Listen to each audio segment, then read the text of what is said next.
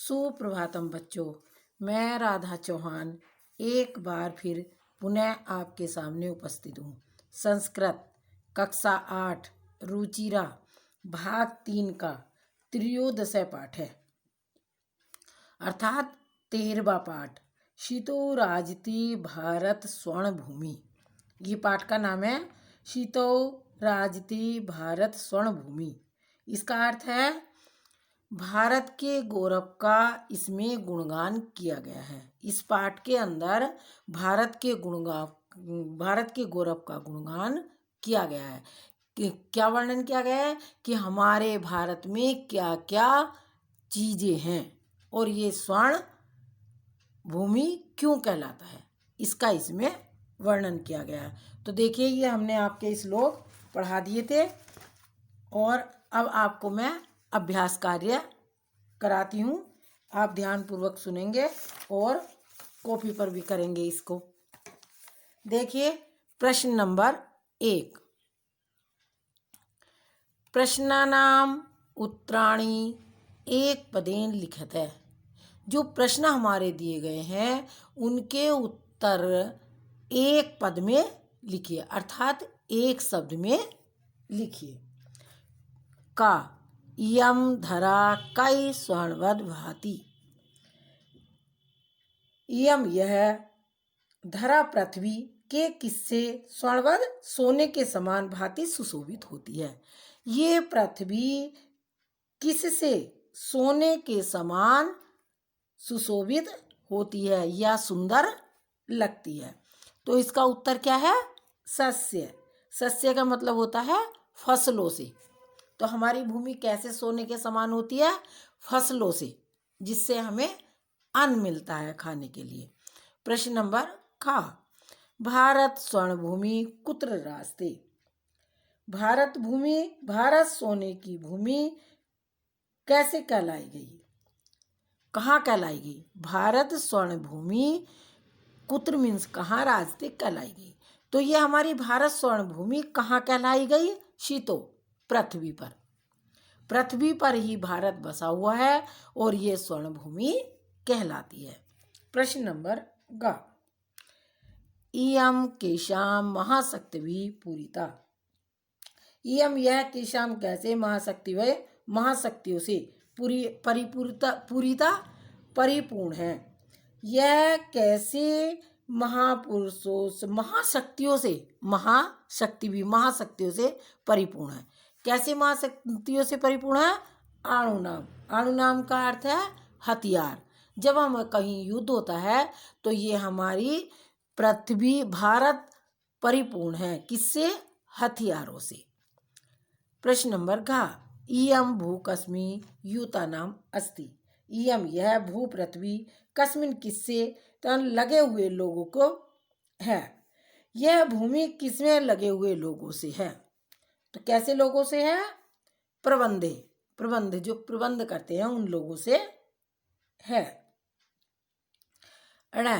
अत्र किम सदैव संपूर्ण अस्ति। अत्र यहाँ किम क्या सदैव हमेशा संपूर्ण अस्ति परिपूर्ण है। यहाँ क्या हमेशा परिपूर्ण है। हमारी पृथ्वी पर क्या हमेशा परिपूर्ण रहता है। क्या परिपूर्ण रहता है? खाद्यान्न भंडार, अर्थात खाने का भंडार। वर्णम का मतलब और सबसे भी है खाद्यान्न, जो अन्न पैदा होता है, खाया जाता है। तो ये हमारे हमेशा परिपूर्ण रहती है हमारी पृथ्वी, अर्थात भारतवर्ष भी। अब आगे देखिए, प्रश्न नंबर 2। कौन सा प्रश्न नंबर है हमारा? 2। देखिए, इसमें क्या दे रखा है? इसमें दे रखा है समानार्थक पदानी पाठातः चित्वा लिखत है।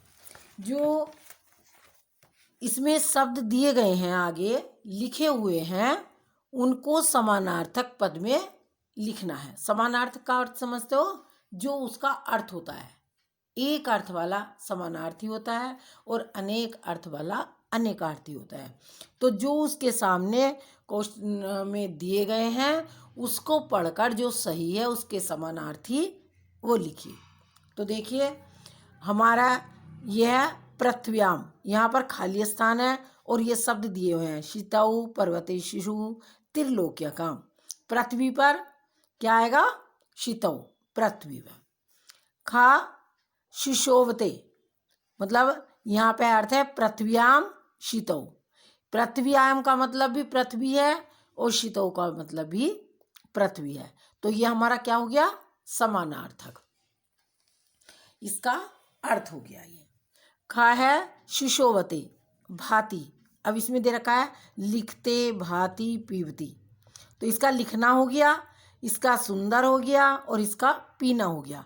तो हमारा क्या आएगा? सुशोभते का सुंदर ही आएगा ना, तो ये हमारा भांति हो गया। अब प्रश्न नंबर 2 का गा, बुद्धिमताम, ये खाली स्थान है हमारा, यहाँ पाएगा पर्वतराम, उत्सराम, विपक्षी नाम। तो देखिए यहाँ पर क्या हुआ? बुद्धिमताम, बुद्धि, और आगे क्या है? विपक्षयाम, वे क्या मतलब है? यंत्र विद्या को जानने वाले, अर्थात यंत्र विद्या को जानने वाले भी बुद्धिमान लोग होते हैं, और ये भी बुद्धिमंता का मतलब है बुद्धिमान। तो देखिए पर्वत का नाम, पर्वणाम का नाम है पर्वत, उत्सवानाम का नाम है उत्सव, और विपक्षी चना नाम का अर्थ है यंत्र विद्या को जानने वाले, अर्थात वैज्ञानिक लोग जो होते हैं, जो वैज्ञानिक लोग होते हैं वे कौन होते हैं? बुद्धिमान होते हैं। तो यह हमारा ये वाला शब्द यहाँ पर आएगा। आगे देखिए गा, मयूराणाम शिखिनाम, ये यहाँ पर खाली स्थान है, मैंने भर दिया है। तो मयूराणाम, मयूर का मतलब क्या होता है? मोर। यहाँ पर शिखिनाम, शिखिनाम का क्या अर्थ है? और सुका नाम और पिका नाम। तो सिकी नाम का अर्थ है मोर, सुका नाम का अर्थ है तोता, और पिका नाम का अर्थ है कोयल। तो यहाँ पर मोर का अर्थ क्या आएगा? मोर ही आएगा, क्योंकि ये समानार्थी है, उसका अर्थ दिया है। तो मयूरा नाम का समानार्थी हुआ सिखी नाम, तो यहाँ पर क्या आया? सिखी नाम। अब देखिए प्रश्न नंबर 9, अनेकशनाम बहुनाम। अनेकशनाम का अर्थ होता है अनेक, बहुनाम का अर्थ होता है बहुत। अनेक और बहुत एक ही समानार्थी है। तो जनानाम का अर्थ हुआ मनुष्य, वैज्ञानिक का नाम हुआ जो वैज्ञानिक होते हैं, साइंस वाले। जैसे अभी इसका अर्थ था, ये बताया था हमने, बहुनाम होते हैं बहुत सारे। तो हमारा क्या आएगा? अनेक शाम का समानार्थी आएगा बहुनाम। तो ये हमारे प्रश्न नंबर 2 प्रश्न मैंने आपको करा दिए हैं। बाकी कल मैं आपको बुक में कराऊंगी, और एक प्रश्न कराती हूँ मैं क्या कहते हैं बुक का। प्रश्न नंबर 3 आता है, श्लोकाश मेलम कृत्वा लिखते हैं। जो श्लोक दिए गए हैं उनका मेल करके लिखिए। तो देखिए का है, ये पहले पीछे श्लोक में भी दे रखा है, वहां से देखकर भी मिलान कर सकते हैं। अगर आपकी याद नहीं है और याद है तो इसमें भी कर सकते हैं। त्रिशूलाग्नि नागे पृथ्व्य स्त्रित धोरे, तो इसका मिलान होगा अणुनाम महाशक्ति भी पूर्यतम। त्रिशूल, अग्नि, नाग, पृथ्वी, ये सब हथियार महाशक्ति में परिपूर्ण है। खा सदा पर्वता मुत्सवानाम धैर्यम, इसका आएगा शीतो राजति भारत स्वर्ण भूमि। गा बने दिग्गजानाम तथा केसरीणाम, इसका आएगा तटीनाम्यम वर्तते भूधराणाम, इसको इससे मिलाया जाएगा। घा सुपूर्ण सदैवास्ति खाद्यान भांडम, ये किससे होगा? नदीनानाम जलम यत्र पीयूष तुल्यम। ड़ा यम वीरभोग्या तथा कर्म सेव्या योगा जगत वंदन्या च भूदेव गया। ये मैंने आपको 3 क्वेश्चन कराए हैं। आप इन्हें ये प्रश्न नंबर 2 और 3 तो बुक में करेंगे और प्रश्न नंबर 1 आप कॉपी में करेंगे। आगे मैं इसका कल कराऊंगी। आप